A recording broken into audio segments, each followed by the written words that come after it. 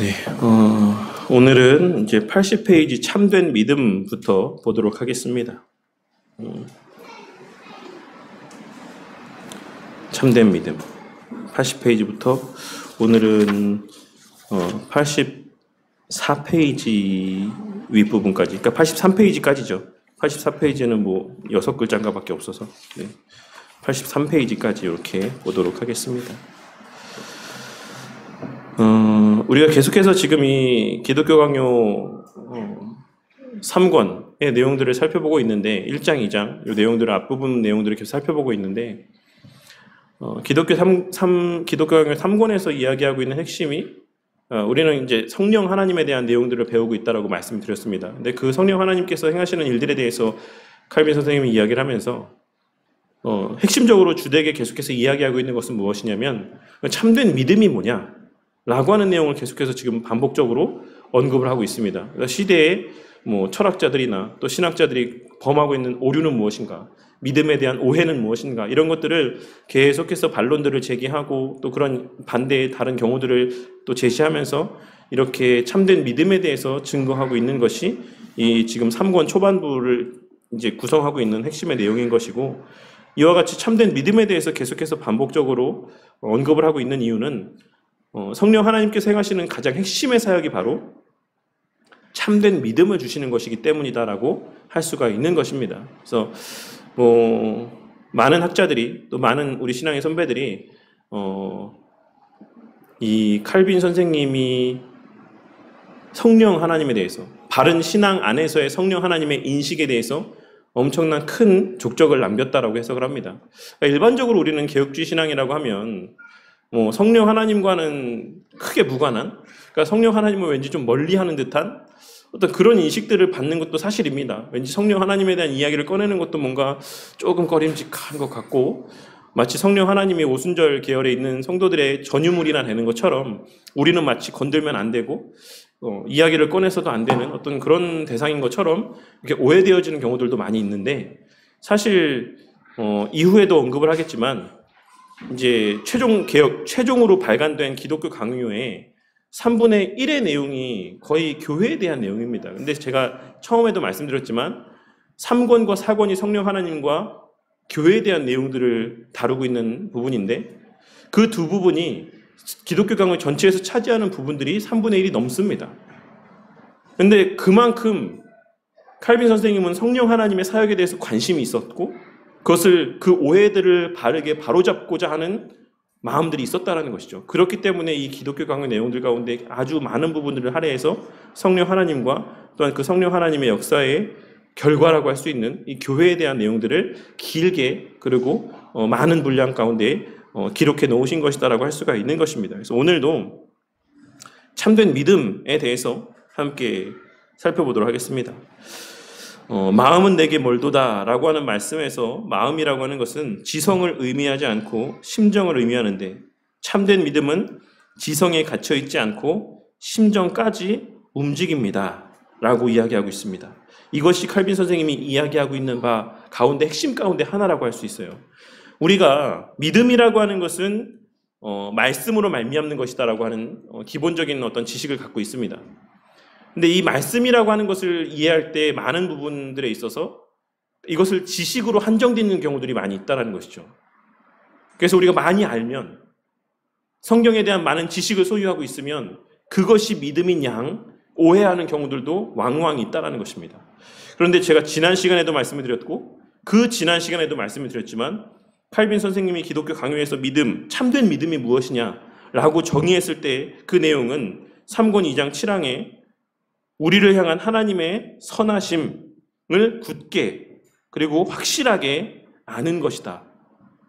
그런데 이 지식은 그리스도 안에서 값없이 주신 약속의 신실성을 근거로 삼는다 라고 이야기하고 있고, 마지막이 아주 중요한데, 이것은 성령을 통해서 우리의 지성에 계시되며 우리의 마음에 인침받는다 라고 정의하고 있습니다.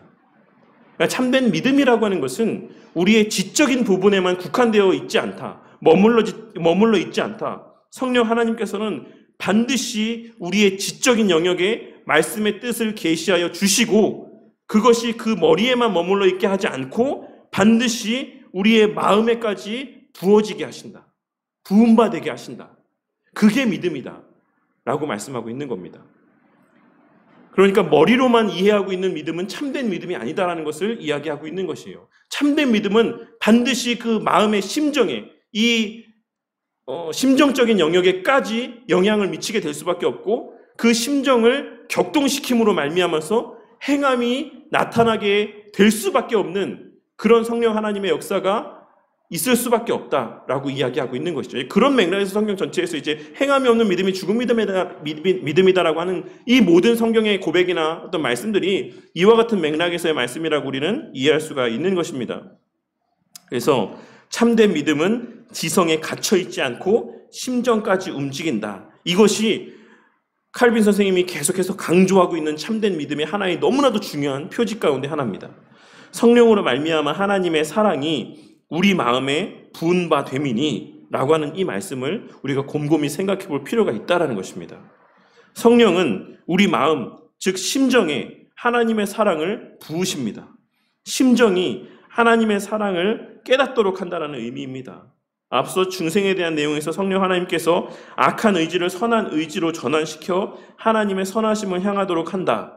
라고 우리가 이 성령 하나님의 또 사역 가운데 회심에 대해서 중생에 대해서 생각을 해보았죠. 그래서 우리가 중생이라고 하는 것, 거듭남이라고 하는 것은 우리가 이전에 어떤 사망과 멸망의 길을 향해서 걸어갔던 그 목적지를 향해서 바라보고 걸어갔던 우리의 삶이 이제는 그 위치는 동일하다라고 할지라도 그 바라보고 나아가는 방향이 전환되어지는 것이다라고 하는 사실을 우리가 함께 살펴본 바가 있습니다.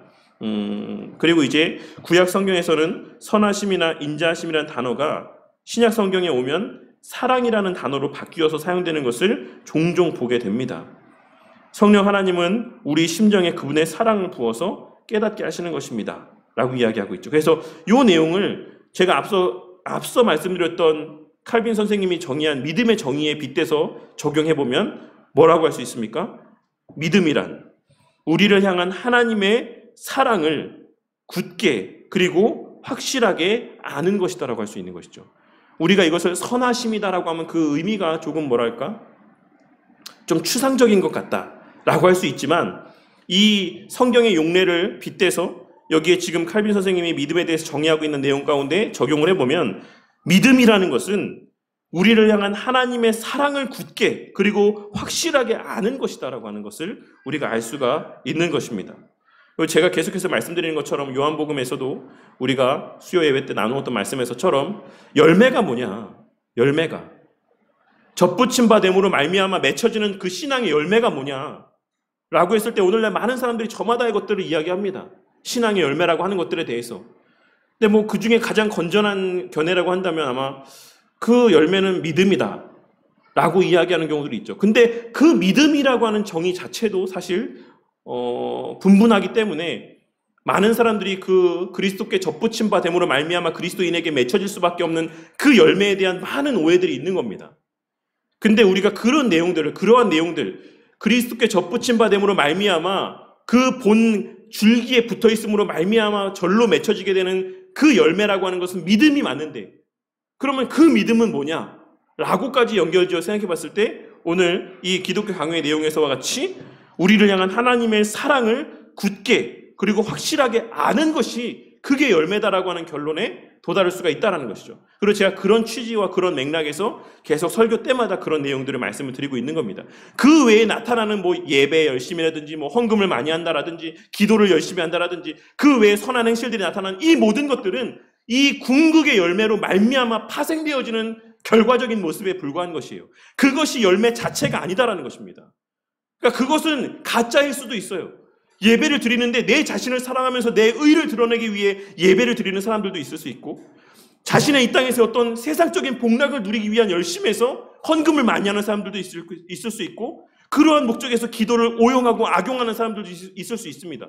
그러니까 반드시 그 열매라고 하는 것을 그 예배를 드리는 모습이나 기도하는 모습이나 헌금하는 모습이나 이러한 것들로 그것이 열매다라고 볼 수 없는 이유가 여기에 있다는 것이에요. 근본적으로 열매의 실체는 믿음인데 그 믿음은 바로 우리를 향한 하나님의 선하심, 곧 사랑을 굳게 그리고 확실하게 아는 것이다라고 정의를 내릴 수 있다라는 것입니다. 그런 맥락에서 지금 전체 성경과 기독교 강요에서의 칼빈 선생님은 이러한 이야기들을 하고 있는 것이다라고 할 수가 있는 것이죠. 그리고 그와 같은 깨달음은 무엇으로 말미암는 것이냐면 우리의 지식에 계시되어진 하나님의 말씀과 그것이 우리의 가슴에까지 타고 내려와서 그 말씀에 담긴 하나님의 마음이 우리 가운데 깨달아지고 부음받을 때, 그것이 우리를 뒤덮을 때, 우리의 전 인격을 뒤덮을 때 우리는 그 사랑을 깨닫게 된다는 것이에요. 그전에는 그냥 말씀으로만, 문자로만 다가왔던 이 말씀의 내용들이 성령 하나님의 조명하심과 역사 가운데 그 말씀에 담겨져 있는 하나님의 그 사랑의 마음들이 깨달아지게 된다는 것이죠. 이전에는 그렇지 않았는데 갑자기 이 마음 가운데서 불일 듯 끓어오르는 무엇인가가 있다는 것입니다. 마치 엠마오로 가던 그 두 제자가 예수님께서 말씀을 풀어 설명하실 때 그 마음 깊은 곳에서 치밀어 올랐던, 솟구쳐 올랐던 그 뜨거운 감정들, 그것이 무엇이었겠습니까? 무엇이라고 생각하십니까? 그냥 그 착각일까요? 그냥 그들의 어떤 감각적인 어떤 오해일까요? 아니죠. 저는 그 마음에서의 뜨거워짐은 그 사랑의 감동이라고 생각합니다. 하나님께서 우리를 이렇게 사랑하시는구나 라고 하는 것에 대한 그 자식된 자로서의 그 부모의 사랑을 깨닫게 되면서 비롯된 솟구쳐 오르는 감정의 요동함이라고 생각합니다. 그렇게 인친 바 되었을 때 그 감정의 요동함, 하나님의 사랑에 대한 깨달음이 우리를 예배하게 만들고 우리를 기도하게 만들고 하나님을 의지하게 만들고 하나님 앞에 더 이상 자신의 삶을 자신의 것으로 여기지 않고 이것을 하나님의 것으로 여기며 하나님의 그 모든 선한 일들을 위해 아낌없이 내어주는 그러한 삶으로 이어지게 되는 것이죠. 그리고 그렇게 될 수밖에 없다라고 예수님께서는 포도나무와 가지의 비유를 통해서 말씀하시는 겁니다. 그렇지 않다면 그거는 확실하게 본 나무에 접붙여진 게 아니다. 본래에 접붙여진 나무, 온전하게 접붙여진 가지는 반드시 그러한 열매가 있을 수밖에 없다라고 하시는 단정적으로 예수님께서는 그 말씀을 선언하고 있으신 것입니다.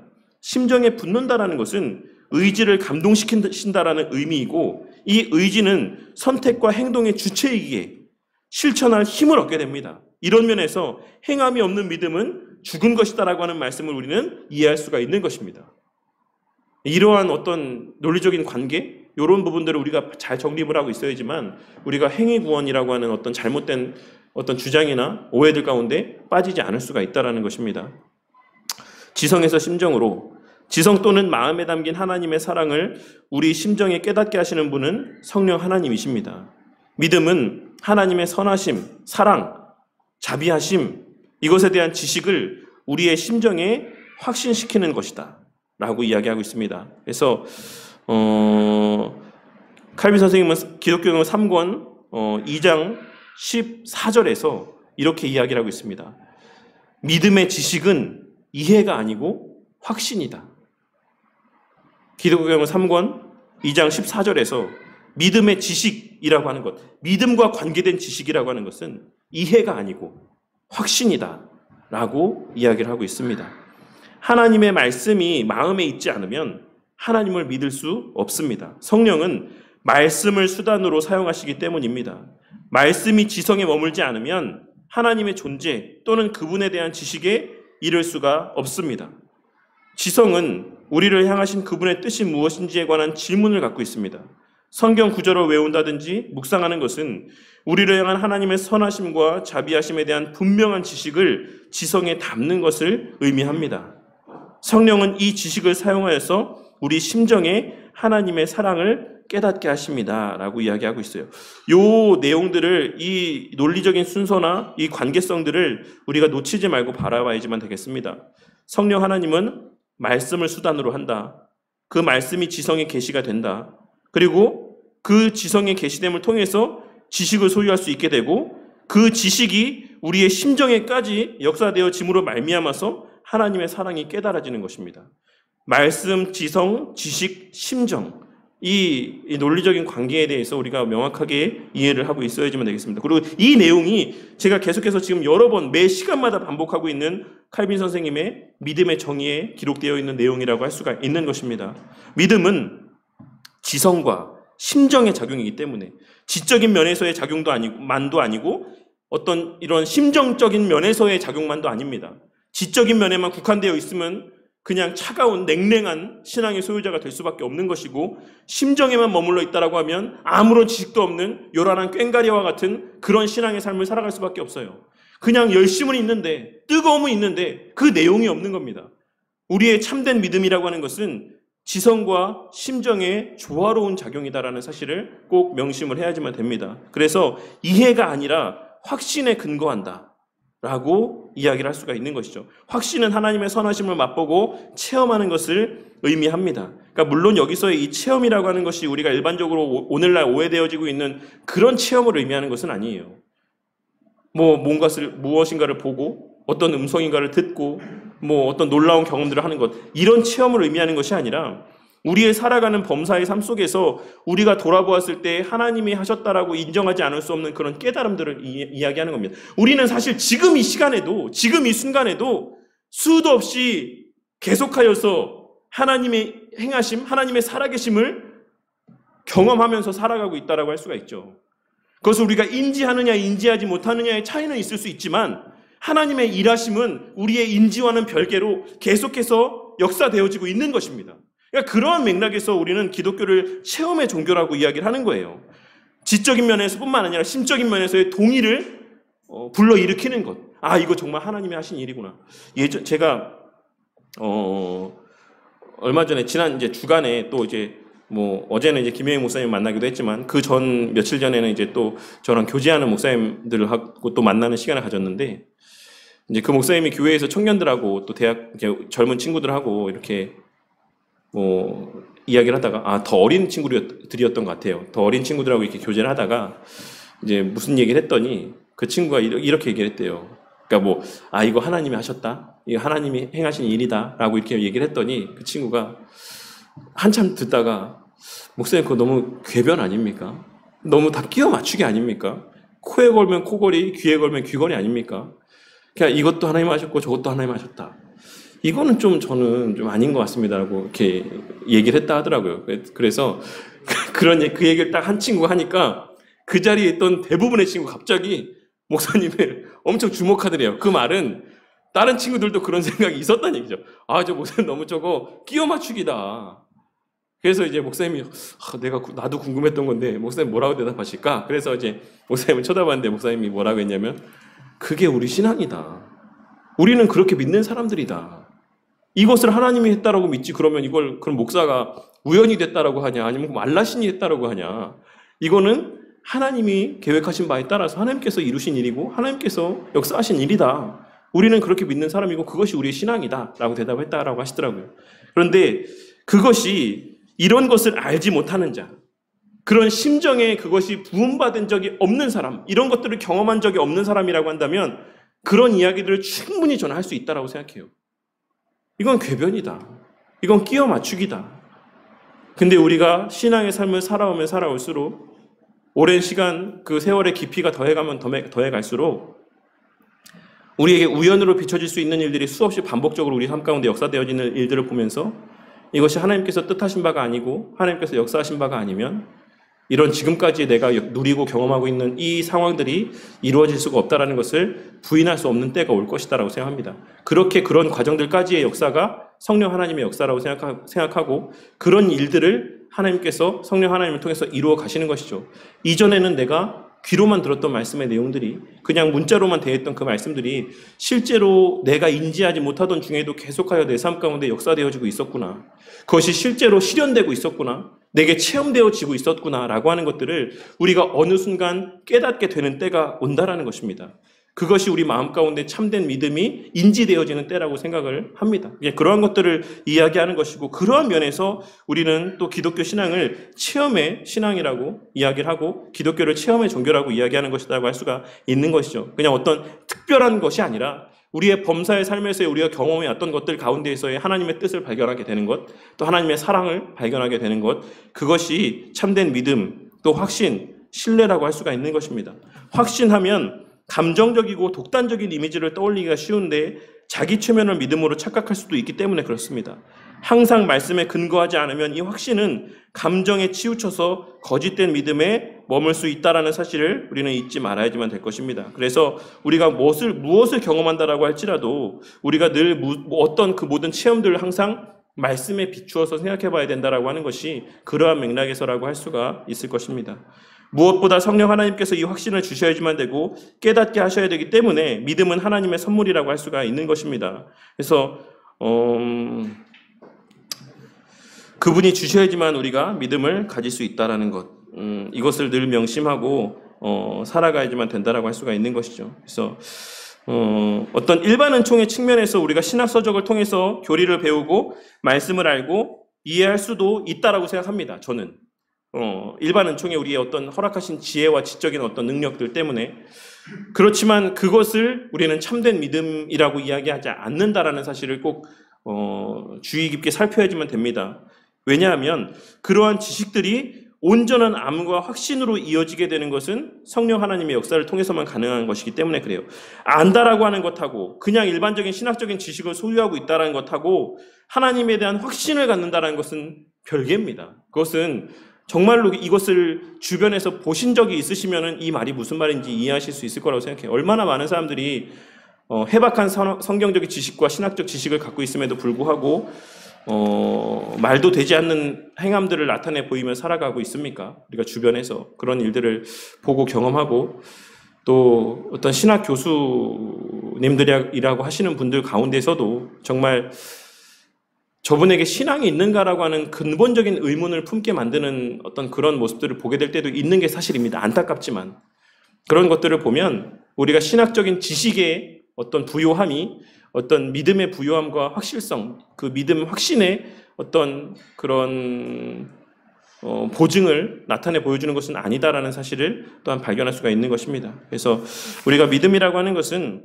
성령 하나님을 통해서 하나님께서 주셔야지만 되는 것이지 논쟁이나 언쟁을 통해서 믿음을 가질 수는 없다라고 하는 것을 명심해야지만 되겠습니다. 의지적으로 임한다고 해서 갖는 것도 아닙니다. 개인이 하나님에 대한 참된 지식, 즉 그분의 아버지 되심을 마음에 가지고 있으면 성령은 그 지식으로 하나님을 향해 아버지라고 진심으로 고백하도록 이끄실 것입니다. 이런 면에서 양자의 영을 받았다라고 표현을 하기도 합니다. 양자됨이란 자신이 하나님의 자녀라고 하는 사실에 대한 확신을 갖게 되는 것을 의미한다라고 할 수가 있는 것이죠. 그래서 이미 참된 믿음을 소유했다라는 것입니다. 이 믿음은 자연스럽게 아버지의 권위를 인정하고 순종하는 모습으로 나타날 수밖에 없는 것이죠. 이러할 때 진정한 부자 관계가 이루어졌다라고 할 수가 있는 것입니다.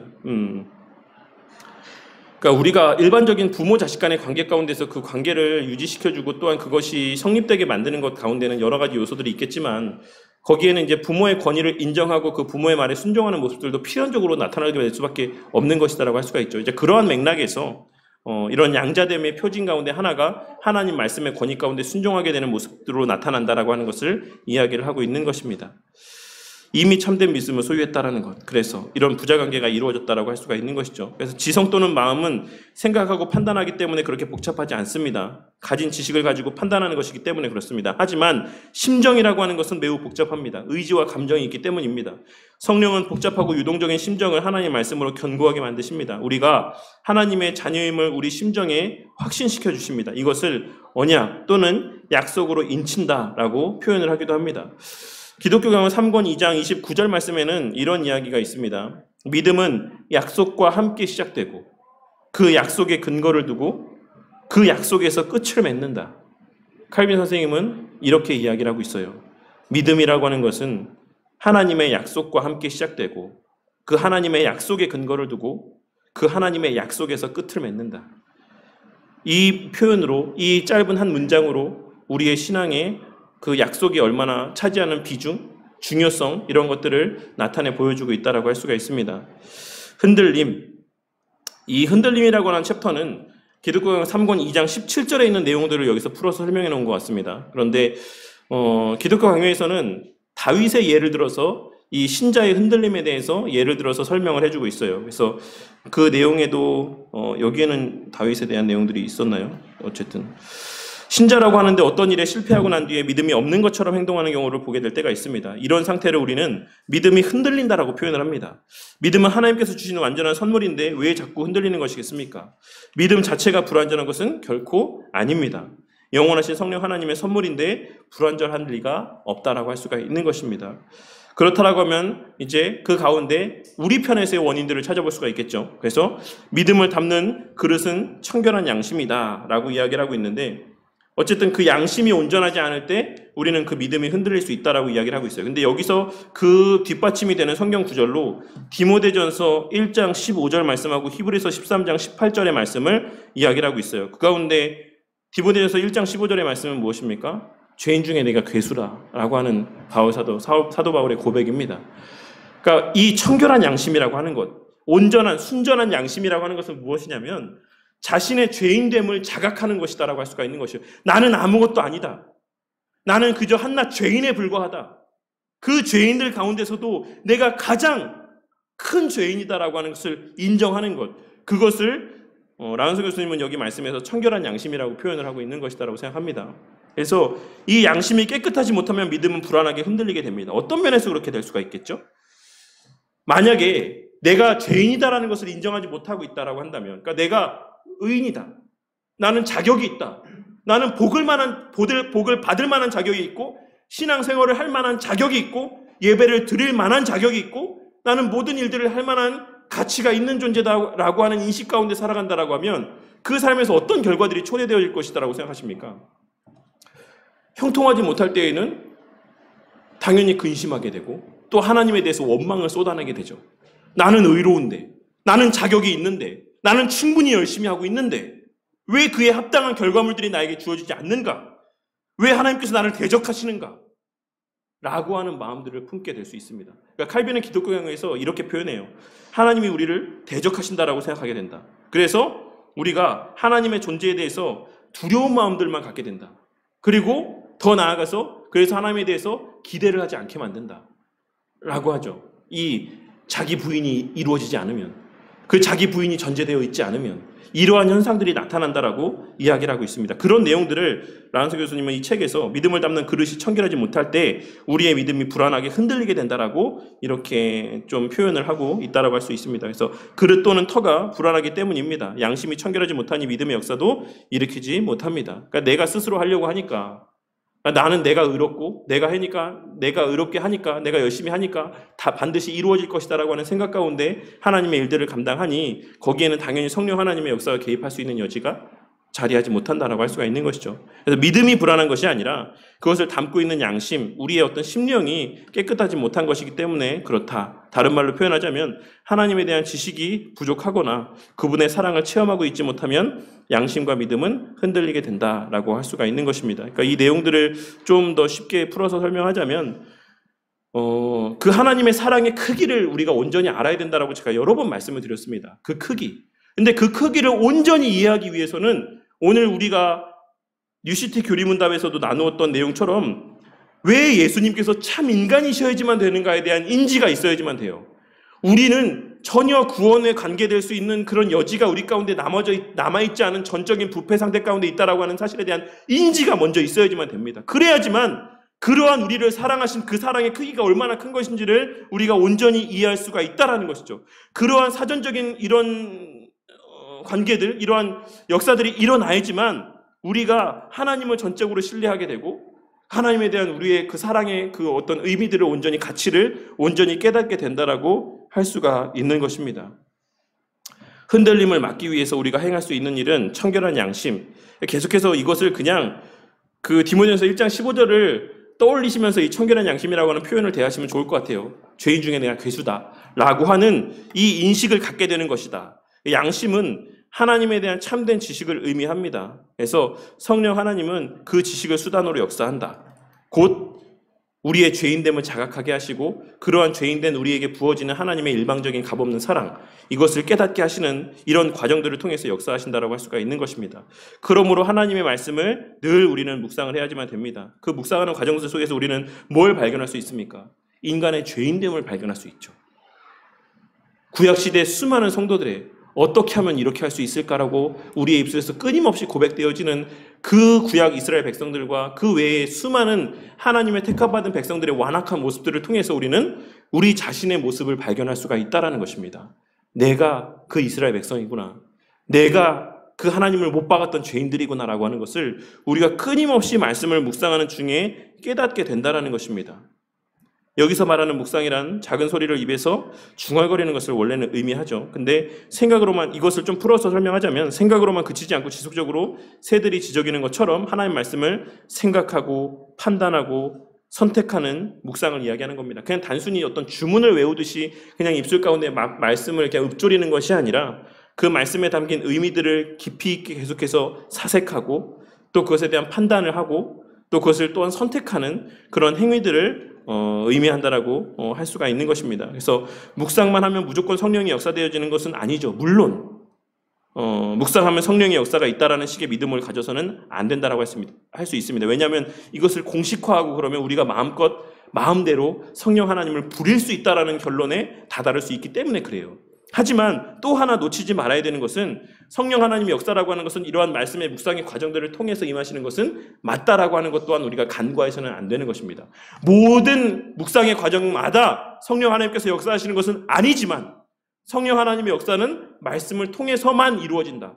이것이 바른 말씀과 성령 하나님의 역사 간의 바른 인식과 개념이라고 할 수가 있는 것입니다. 그래서 언제 어디서 어떻게 성령 하나님께서 우리 심정에 하나님의 사랑을 새기실지, 맛을 보게 하실지, 깨닫게 하실지, 부으실지 우리는 알 수가 없습니다. 우리의 할 일은 그럼에도 불구하고 분명합니다.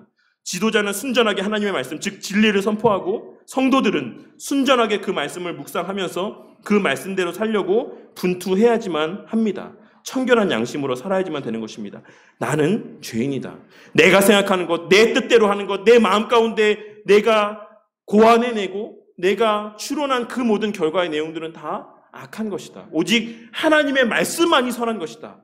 라고 하는 인식을 갖고 하나님의 말씀을 대하고 그 말씀 가운데 순종하고자 노력할 때 그런 과정들 속에서 하나님의 때, 하나님의 방법대로 하나님께서는 역사하신다라는 것을 말씀하고 있는 것입니다. 사회인으로서 또 가정의 일원으로서 교회 한 지체로서 국가 시민으로서 인간관계와 돈에 관련된 일에 있어서 청결한 양심으로 우리는 죄인이다. 우리 뜻대로 사용하는 모든 것은 악한 것이다. 라고 하는 것을 우리가 깨닫게 될 때 오직 하나님 말씀대로 순종하며 사는 것만이 선한 것이고 의로운 것이고 하나님 앞에 연락되어지는 삶의 모습이다라는 사실을 인식하고 가정에서나 직장에서나 교회에서나 국가의 시민으로서나 인간관계에 있어서나 돈에 있어서나 그런 모든 바른 인식과 자각 가운데 살아가는 것이 우리의 할 일이다라고 이야기하고 있는 것입니다. 이것을 행하지 않으면서 성령의 사역을 체험하려고 하는 것은 거짓된 믿음을 드러내는 작태다라고 이야기를 하고 있습니다. 여기까지가 내용이고 사실 제가 이제 실제 기독교 강요의 내용하고 비교를 해보니까 상당 부분이 많이 생략이 되어 있어요. 그래서 물론 뭐 그 내용들을 한 절 한 절 다 말씀을 드릴 수는 없지만 기독교 강요 3권에서 2장에서 또 칼빈 선생님이 이야기하고 있는 것들 가운데 하나가 뭐냐면 이런 순전한 청결한 양심으로 우리가 살아갈 때 하나님께서 보장해 주시는 은혜에 대해서 이야기할 때 그것이 이 지상에서의 번영에 대한 약속이 아니다라고 이야기합니다.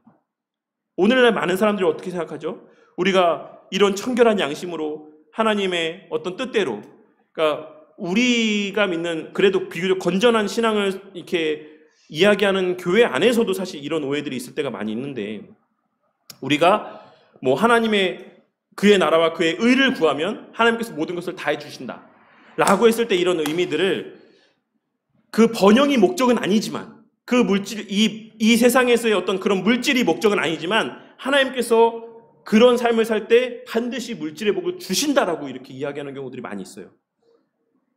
뭔지 아시겠죠? 그러니까 기복주의와는 좀 다른 맥락이라고 할 수 있어요. 기복주의는 그냥 너희들이 열심히 하나님 앞에 충성하면 복 주신다. 물질을 주시고 뭘 주시고 뭘 주시고 다 주신다. 이게 기복주의 신앙이라고 한다면 이 지금 제가 말씀드렸던 것은 그건 아니지만 너희들이 선한 목적을 추구할 때 그의 나라와 그의 의를 추구할 때 하나님이 반드시 거기에 물질의 복을 주신다. 그 일을 할 수 있게끔.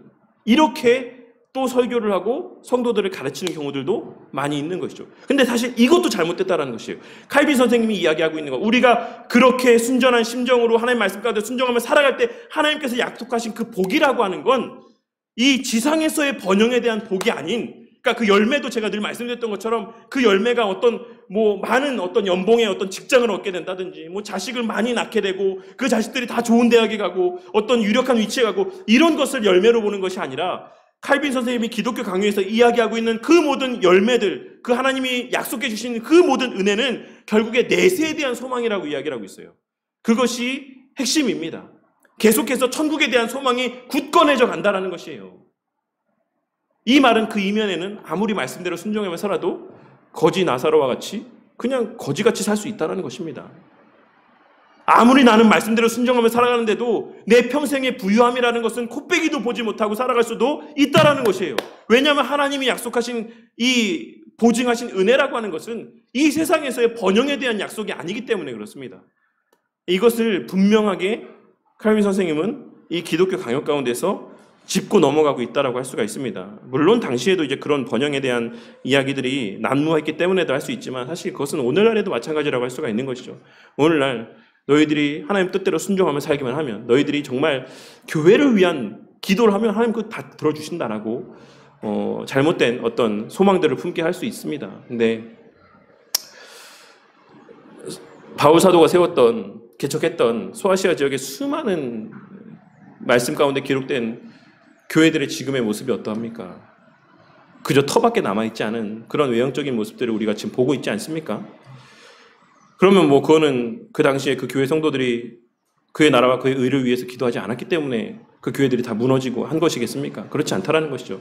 하나님께서 그런 결과들을 통해서 약속하시는 복이라고 하는 것은 그런 외적인 어떤 번영이 아니라 그 말씀이 그럼에도 불구하고 끊어지지 않고 계속해서 의의 후손들을 통해서 그 믿음의 명맥이 이어져 내려오고 구원에 이를 때까지 하나님의 구속의 역사가 완성될 때까지 계속해서 그 말씀의 은혜들이 계속해서 전파되어져 가며 그런 과정들 속에서 그 믿음이 계속해서 유지되어지고 천국에 대한 소망들을 품게 하실 것이다라는 것을 말씀하고 있는 것입니다. 그래서 우리가 그런 오해들이 우리 가운데 있어서는 안 된다라고 생각합니다. 그리고 그 다음에 뒤에 쭉 이어지는 내용들 가운데 이제 3권 2장 41절에서 43절까지의 또 내용들 가운데서는 이제 믿음과 소망과 사랑의 관계에 대해서 이제 좀 여러 긴 분량을 할애하면서 이야기를 하고 있습니다. 그래서 칼빈 선생님은 이 히브리서 11장 1장에 믿음은 바라는 것들의 실상이요 보이지 않는 것들의 증거다라고 했을 때 이 실상이라고 하는 이 표현을 번역을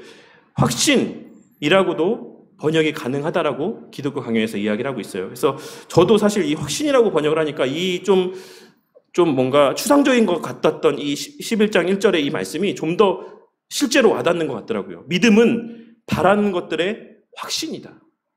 그것이 반드시 주어질 것이다라고 하는 확신, 그것이 믿음이다 라고 이야기하고 있어요. 근데 이 믿음, 그것은 무엇과 관계된 것이다?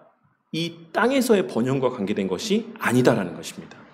그것은 내세에서의 하나님께서 약속하신 그 내세의 삶에 대한 확신이라는 것을 말씀하고 있는 것입니다. 오늘날 사실 믿음이라고 하는 것에 대해서 얼마나 많은 오해들이 있습니까? 그리스도인이 믿고 구하면 하나님 다 들어주신다고 했을 때 그냥 뭔가 뭐 물질을 구하면 하나님 다 주시고 건강을 주시면 다 주시고 이런 오해들 때문에 뭐 어떤 잘못된 신앙을 갖고 있는 사람들은 자식이 죽을 병에 걸렸는데도 병원에 데리고 가지도 않고 그냥 골방에서 시골의 산속에 들어가가지고 그냥 그 자식 놓고 기도하다가 자식 다 죽이고 이런 모습들도 보이지 않습니까? 그러니까 우리가 이 믿음이라고 하는 성경이 말하고 있는 믿음이 뭐냐? 구체적으로 뭐에 대한 믿음이냐? 하나님께서 우리에게 그 깨닫게 하신 하나님의 사랑의 실체가 뭐냐? 이런 것에 대한 오해가 있으면 그런 잘못된 신앙의 모습으로 우리가 나아갈 수 있다는 것이죠. 이것이 어떤 우리의 이 땅에서의 무병장수나 어떤 번영을 이야기하는 것이 아니라 내세에 대한 우리가 죽을지라도 언제 죽을지라도 어떻게 죽을지라도 그 죽음 이후에 하나님께서 보장하신 은혜는 변하지 않는다라고 하는 것에 대한 확신이라고 할 수가 있는 것입니다. 그래서 믿음은 현재 없는 것들에 대한 신념이라고 할 수 있다라고 어거스틴 선생님이 이렇게 이야기를 했습니다. 믿음은 현재 없는 것들에 대한 신념이다.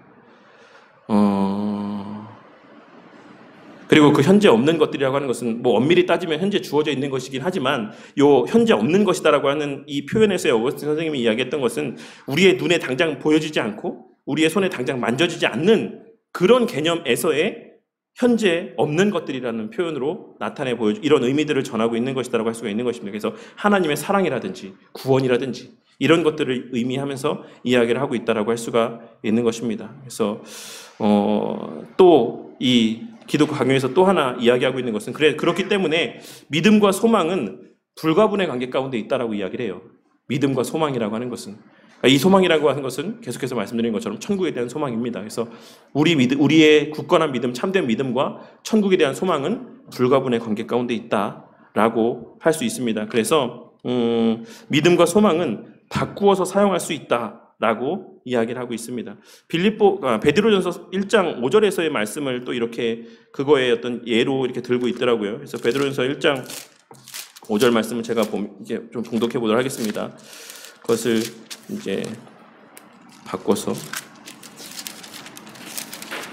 베드로전서 1장 5절에 어떤 말씀이 기록이 되어 있냐면, 너희는 말세에 나타내기로 예비하신 구원을 얻기 위하여 믿음으로 말미암아 하나님의 능력으로 보호하심을 받았느니라 라고 이렇게 기록이 되어 있습니다. 그런데 제가 믿음은 소망과 바꾸어서 이제 사용할 수 있다라고 칼빈 선생님이 이야기했다라고 말씀드렸죠. 그러니까 이것을 이제 소망으로 바꾸자면, 너희는 말세에 나타내기로 예비하신 구원을 얻기 위하여 소망으로 말미암아 하나님의 능력으로 보호하심을 받았느니라 라고도 우리가 이 말씀을 또 이해할 수 있다라고 이야기를 하고 있는 것입니다. 그래서 오늘 함께 살펴본 내용들을 좀 정리해 보자면, 기독교 강요에서 얘기하고 있는, 칼빈 선생님이 이야기하고 있는 성령론을 지금까지 우리가 나눈 내용들만 근거로 해서 정리를 해보자면, 믿음은 구원에 대한 소망과 확신이다 라고 하는 사실, 땅의 것이 아닌 우리의 어떤 내세의 삶에 대한 확신과 소망이다 라고 정의할 수가 있습니다. 그리고 그 소망과 확신이라고 하는 것, 그 내세에 대한 소망과 확신이라고 하는 것은 감정의 작용이다 라고 하는 사실을 또한 확인할 수가 있는 것이고, 또한 그 감정의 작용이라고 하는 것은 반드시 성경 말씀을 근거로 한 지식에 근거한다 라고 정리할 수가 있을 것입니다. 그리고 마지막으로 그 지식을 통해 역사하시는 분은 바로 성령 하나님이시다 라고 하는 내용으로 지금까지 살펴본 내용들을 정리할 수 있을 거라고 생각합니다. 그래서 칼빈 선생님은 성령 하나님의 역사에 대해서 지대한 관심이 있었지만, 그 관심이라고 하는 것은 그저 어떤 생뚱맞고 동떨어진 어떤 놀라운 이적이나 어떤 환상과 같은 특별한 체험에 관계된 성령 하나님의 역사가 결코 아닌, 성령 하나님의 말씀을 조명하여 주시고 또한 그것을 깨닫게 하시는, 그 지식을 통해 계시하시고 역사하시고 우리 마음 가운데 그 사랑을 되게 하시는 그 사역 가운데 초점을 맞추어서 이 전체 성령 하나님의 역사에 대해서 풀어가고 있다는 사실을 우리가 꼭 명심하고 이 이후의 내용들에 대해서도 살펴보아야지만 될 것입니다. 그리고 또 한 가지만 더 말씀드리고 마치도록 하겠습니다. 참된 믿음만이 참된 교회를 분별한다라고 이렇게 칼빈 선생님을 이야기를 하고 있어요. 참된 믿음만이 참된 교회를 분별케 해준다. 그러니까 참된 교회는 반드시 참된 믿음이 있을 수밖에 없다는 것이죠. 이게 좀 정리를 해보자면, 참된 믿음이 뭐라고 말씀드렸습니까? 결국에는 하나님의 사랑에 대한 것을 깨닫게 하고 또한 천국에 대한 소망을 품게 하는 것이 참된 믿음이라고 말씀드렸잖아요. 그러니까 참된 교회라는 하는 곳은 그것에 대해서 증거하고 그것에 대해서 성도들을 마음 가운데 심어주기 위한 노력을 하고 그것을 중심으로 세워져 가는 교회다라고 하는 의미가 담겨져 있다라고 할 수가 있어요.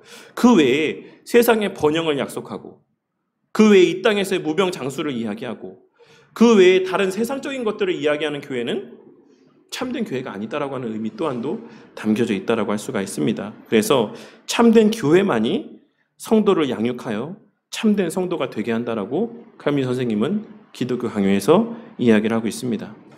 그러니까 교회와 믿음의 관계를 불가분의 관계라고 보고 있어요. 그리고 성령 하나님의 역사와 교회의 관계를 불가분의 관계라고 이야기를 하고 있습니다. 성령 하나님의 역사는 반드시 교회를 통해 이루어진다라고 칼빈 선생님은 이야기를 하고 있는 것이죠. 교회에서의 바른 진리의 선포와 그 바른 진리를 전하고 그 말씀을 통해서 양육하는 과정들을 통해서 성령 하나님께서 역사하신다라고 이야기를 하는 겁니다. 그래서 칼빈 선생님이 남긴 제네바 교리문답, 1545년에 작성된 제네바 교리문답의 15절에 94조 말씀을 보시면, 제가 봉독하겠습니다. 교회도 믿음의 필수적인 것입니까? 라고 질문하고 있어요. 교회도 우리 믿음에 있어서 필수적인 것입니까? 라고 질문하고 거기에 대해서 답하기를, 그렇습니다. 그리스도의 죽음을 의미 없이 만들거나 무가치하게 만들거나 지금까지 이야기한 내용들을 아무것도 아닌 것으로 돌리려 하지 않는 한 그리스도의 죽음을 헛되게 무가치하게 만들거나 지금까지 이야기했던 모든 것들이 다 아무것도 아니다라고 이야기하려 하는 것이 아니라면 그렇습니다. 교회는 그리스도의 죽음의 결과 중 하나로 또 반드시 존재해야지만 됩니다라고 이렇게 이야기를 하고 있어요. 교회라고 하는 것은 그리스도의 죽음의 결과 중에 하나이므로 반드시 존재해야지만 됩니다라고 이야기를 하고 있는 것입니다. 그렇기 때문에 이제 기독교 강요 3권하고 4권에 3분의 1이 넘는 장대한 분량을 할애해서 긴 내용들의 분량을 할애해서 이 전체 교회론과 또 성령 하나님에 대한 역사에 대해서 언급을 하고 있는 것이다라고 할 수가 있는 것입니다. 그래서 오늘까지가 제가 전체적으로 살펴봤을 때 2장 3권 기독교 강요 3권 2장의 내용들이 아마 여기까지 지금 내용들을 다루고 있는 것 같습니다. 포함하고 있는 것 같습니다. 그래서 이제 이후에 3장에서는 이 회개에 대해서 이제 얘기를 하고 있어요. 그래서 이후 시간에는 이제 믿음의 결과로 반드시 나타나게 될 수밖에 없는 표징, 그 가운데 하나인 회개에 대해서 도대체 회개가 무엇인가 라고 하는 내용들에 대해서 오늘날 좀 찾아보기도 힘들고 또 많은 오해도 있고 하는 이 회개라고 하는 것에 대한 성경적 또 의미에 대해서 함께 살펴보는 시간을 갖도록 하겠습니다.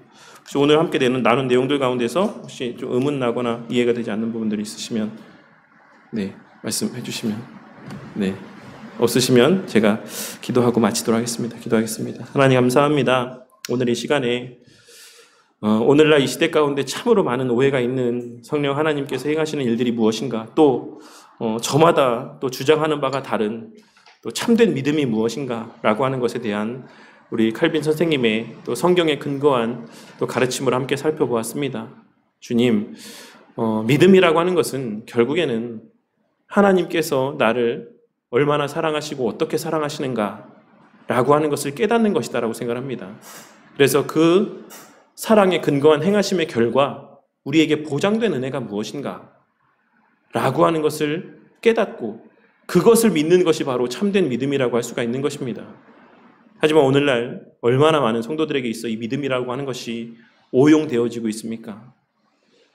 믿는 자들이 구하기만 하면 하나님께서 모든 것을 다 이루어 주실 것처럼, 그것을 이루어 주실 것을 믿는 것이 참된 믿음인 것처럼 착각하며 그렇게 새벽마다 세상의 것들, 이 땅에서의 번영을 울부짖으며 그것을 믿음 좋은 모습이라고 착각하며 살아가는 것이 오늘날 이 시대의 수많은 교인들의 현 주소인 것입니다. 하지만 하나님께서 우리에게 약속하신 복이라고 하는 것은 절대로 이 세상에서의 번영이 아니다라는 사실을 깨닫게 되는 은혜가 저와 우리 모든 성도님들에게 그 마음 가운데 새겨지게 하여 주시옵소서. 우리가 아무리 바른 신앙의 삶을 살아간다라고 할지라도 그 삶 가운데 일확천금의 은혜가 없고 물질의 부유함의 은혜를 누리지 못하고 살아갈 수도 있습니다. 아무리 하나님을 바르게 섬기고 그 부모에게 효를 다한다라고 할지라도 젊은 나이에 목숨을 잃게 되는 일들을 경험하게 될 수도 있다라는 것입니다. 하지만 그럼에도 불구하고 우리 믿음이 흔들리지 않을 수 있는 이유는 그 어떤 삶이라 할지라도 그 어떤 나이에 맞이한 죽음이라 할지라도 하나님의 택하신 자의 그 마지막 끝에는 우리를 향해 두 팔 벌려 우리를 기다리고 있으신 그 주님이 자리하고 있다는 확신이 있기 때문이라고 할 수가 있을 것입니다. 우리 마음 가운데 하나님에 대한 사랑이, 또 하나님의 우리를 향한 사랑이 부음받으면 칼빈 선생님은 반드시 그 마음에 격동함이 일어날 수밖에 없다라고 이야기하고 있습니다. 성령 하나님께서 그렇게 우리 심령을 요동케 만드신다라고 이야기를 하고 있습니다. 우리 성도님들의 마음 가운데 그 부음받은 사랑에 대한 깨달음으로 말미암아 엠마오로 향하던 두 제자들과 같이 그 마음 깊은 곳에서부터 솟구쳐 오르는 하나님을 향한 사랑의 마음들이 체험되어지는 은혜가 있게 하여 주시옵소서. 주님이 나를 얼마나 사랑하시는지, 하나님이신 우리 주님께서, 예수님께서 우리를 얼마나 사랑하시는지, 그 하나님이신 주님께서 그 사랑으로 말미암아 우리를 위해 어떤 일들까지 행하셨는지를 깨닫게 되는 은혜가 있게 하여 주심으로, 그 깨달음으로 말미암아, 그 확신으로 말미암아 오늘 나눈 말씀에서와 같이 돈을 우선하지 않고, 사람을 두려워하지 않고, 형편과 여건들 때문에 낙심하거나 두려워하지 아니하고 늘 담대하게 주 안에서의 형제 자매된 자들을 사랑하며, 그렇게 이 주의 몸된 교회를 중심으로 하나님의 선한 뜻을 위해 그 선한 뜻을 향해 걸어가는 우리 바른교회 성도님들이 되게 하여 주시옵소서. 이후 시간에는 그 성령 하나님의 역사 가운데 하나인 또 회개에 대해서 함께 살펴보고자 합니다. 주님, 오늘날 회개를 찾아보기 힘든 이 시대 가운데 성령 하나님께서 반드시 구원하신 자에게 체험케 하시는 이 회개의 역사가 무엇인지를 또한 다시 한번 되새기게 되는 은혜를 베풀어 주셔서 우리의 삶에 끊임없이 증거되어지는 그 구원의 표징들로 말미암아 우리의 구원에 대한 확신이 날로 더욱 견고하여져 갈 수 있도록 자비와 긍휼을 베풀어 주시옵소서. 또 한 주의 삶이 시작이 되었습니다. 주님, 각자의 자리에서 우리의 삶을 지켜주시고, 특별히 월요일에 있을 우리 데이비 선교사님의 시술 혹은 그 수술의 일정들 가운데 집도하시는 선생님의 손길을 주장하여 주셔서 정말 수술이 잘 마무리되어지고 건강하게 회복되고 퇴원할 수 있는 은혜를 베풀어 주시옵소서. 특별히 그 과정에서의 치료비를 모금하는 그 모든 과정을 통해 또 하나님의 행하시는 기이하고 놀라운 일들을 목도하게 하여 주심에 감사를 드립니다. 주님, 이렇게 경험케 하시는 일들을 통하여서 하나님을 향한 신뢰가 더 굳건케 하여 주시고, 그래야 우리 또한 그런 일들이 없으면 좋겠지만 혹여라도 우리가 감당할 수 없는 시련들을 맞닥뜨리게 되었을 때 지금의 주님께서 경험케 하시고 목도케 하시는 이러한 일들로 말미암는 확신이 그 순간 우리의 믿음을 붙잡게 되는 원동력이 되게 하여 주시고, 그러한 순간들 속에서도 기쁨과 소망 가운데 담대할 수 있는 원동력이 되게 하여 주시옵소서. 한 주의 삶을 또한 잘 살다가 이 예배 자리 가운데 많은 감사의 제목을 안고 또 발걸음하게 하실 줄 믿사오며 이 모든 말씀 우리 주 예수 그리스도 이름 받들어 기도드렸습니다. 아멘.